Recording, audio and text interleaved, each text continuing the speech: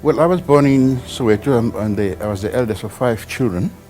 The house was always full, not only the family, but the house was also full of police all the time, coming to search a house and also part of harassment. And then there was also the political family. Mandela was in and out of the house, Oliver Tambo, and there were meetings, of course, ANC meetings. So we lived in a house that was always a busy house. A lot of the changes that took place, the fight against apartheid, was also planned from that house. Well, we were all arrested at one time or the other. I was arrested when I was a teenager, together with my mom, because they were looking for my dad, who was underground. And so we grew up knowing that we had to fight to get what we wanted to achieve, which is freedom.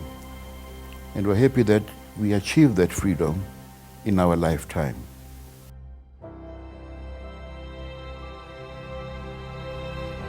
I went to exile as about 19-year-old after I was released from jail. And I joined Umkhonto weSizwe. Joining Umkhonto weSizwe was not an easy decision. We knew you would die, and many people died. But it was a decision that had to be taken. You had to choose between right and wrong. And people made those choices. But the idea was that each individual must himself or herself be a leader. That's what we were taught, because we were going to go back home and lead the struggle. But each soldier must be a politician. So we became politicians carrying guns. But when you see that freedom that you fought for, that your colleagues died for, my parents were happy to see that I'm alive.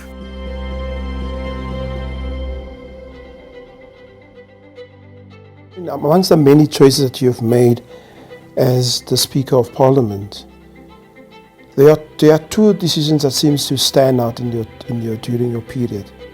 The one is to allow a debate on Nkandla.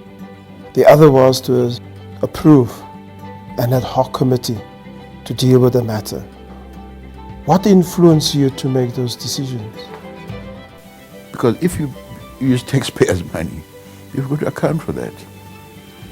And therefore it was common sense that you needed to find a mechanism that was going to do two things. You should be on the right side of the law, your own law. Secondly, it would have enabled the house, the building of the house to continue, but managed differently. You would not have ended up with what we're having now. It's a worst case scenario. Our committee was the best possible scenario. It would have saved lots of people a lot of embarrassment, saved us a lot of money as a nation, but the principle of justice would also have been protected. Because once you destroy the institutions that we created of democracy, then clearly you're destroying the foundations of our democracy and freedom. So, I mean, we nearly died for freedom. Why do we destroy it after democracy? It doesn't make sense. So there are short-term gains that people make, but the long-term gain is the most important one, gain for everybody.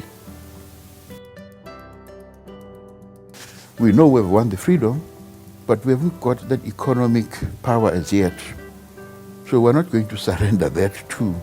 There's now a different kind of struggle under different conditions, peaceful conditions, but it's a struggle for socio-economic justice, socio-economic change, and change for the vast majority of the people.